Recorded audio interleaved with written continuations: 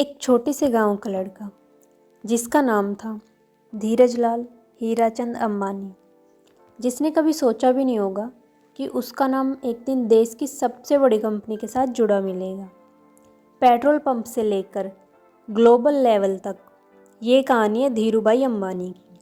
आज हम देखेंगे उनके असली स्ट्रगल, उनके बोल्ड डिसीजन और उनकी लेगेसी जो आज भी इंडिया की इकोनॉमी को शेप करती है। धीरूभाई अंबानी का जन्म 28 दिसंबर 1932 को गुजरात के चोरवाड़ा ज़िले में हुआ।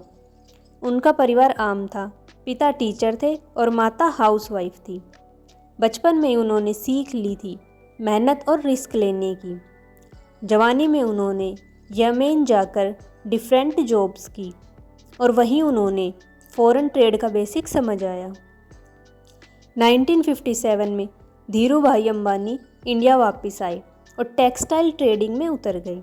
उन्होंने रिलायंस कमर्शियल कॉरपोरेशन स्टार्ट की, एक छोटे से 350 स्क्वायर फीट ऑफिस से।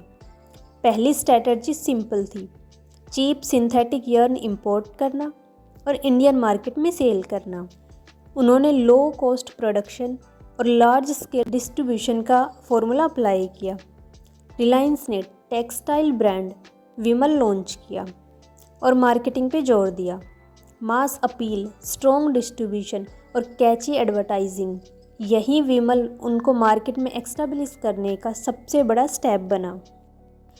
IPO 1977 में हुआ जब कंपनी ने पब्लिक से पैसे रेज किए और ये कॉल बहुत रिस्की था, लेकिन after that all problem successful रहा।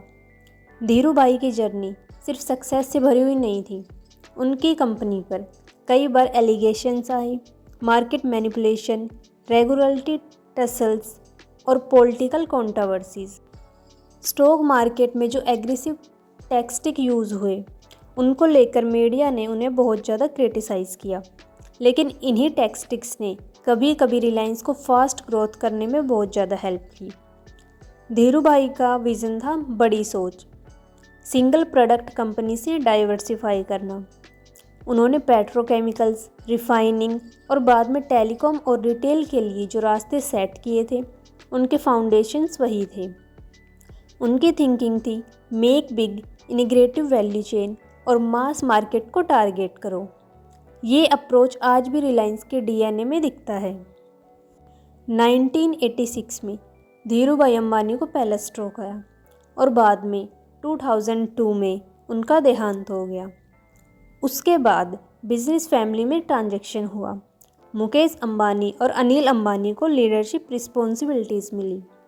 2005 में फैमिली बिजनेस की एसेट्स का डिवीज़न फॉर्मूला हुआ, जिसमें मुकेश अंबानी ने रिलायंस इंडस्ट्रीज़ को संभाला और अनिल अंबानी ने सेपरेट ग्रुप ले लिया। धीरूभाई जो सपना देखते थे, आज उसका रिजल्ट बहुत बड़ा है।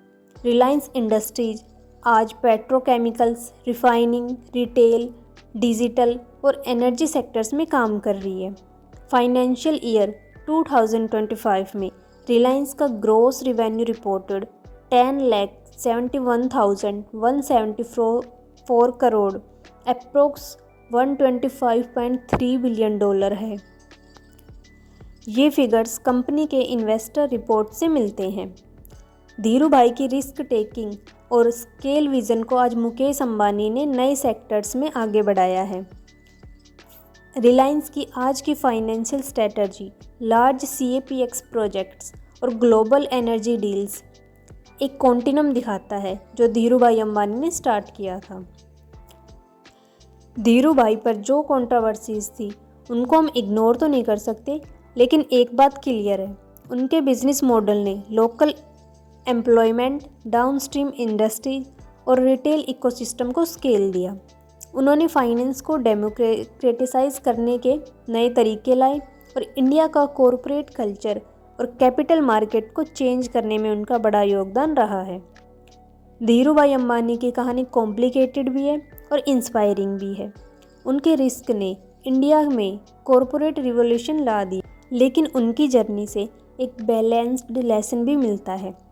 स्केल और वैल्यूज़ दोनों ज़रूरी है। अगर आपको ये वीडियो अच्छी लगी हो तो लाइक करें, कमेंट करें और सब्सक्राइब करें।